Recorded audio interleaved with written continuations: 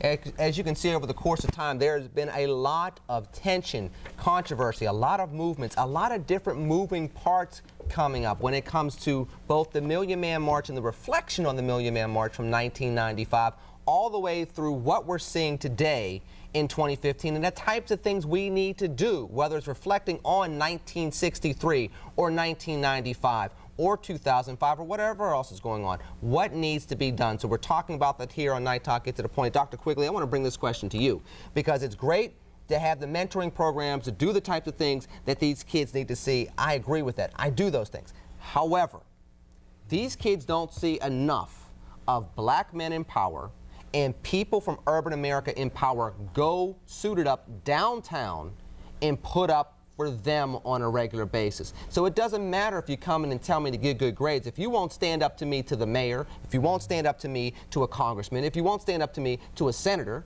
then why in the world should I listen to you? What is it going to take? Is it going to take justice or else? Is it going to take economic sanctions? What is it going to take to get more people that are standing up for these kids that are disadvantaged, that we say we're leaving behind, to see us stand up, suited up as prayer warriors, as professional men, standing up for them in society, not just in their high schools? It's going to take courage. Plain and simple, it's just going to take courage.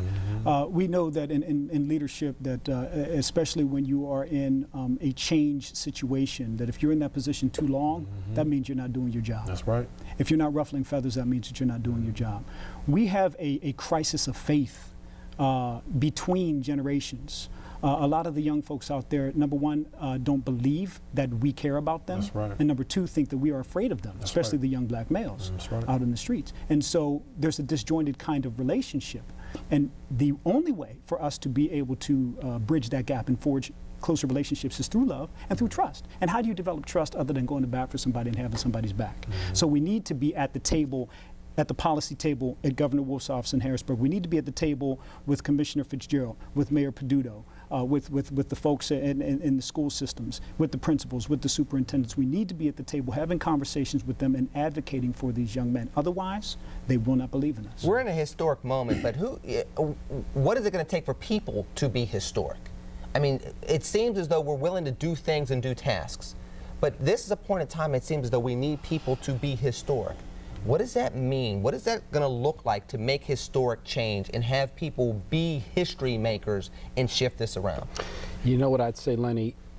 If not now, then when? And if not us, then who? And at this point, we don't have, because another generation from now, we won't even be asking that question. It'll be them over there, locked up, not any place, and we will be literally a second-rate nation within the United States of America. Absolutely. And that's why I think what's critical, and while it has its merits to organize in such a way that we know to bring everyone along, I think the real courageous and even controversial thing to realize is we have enough people, enough data, enough of the solutions for those of us that know better to begin to form the coalition.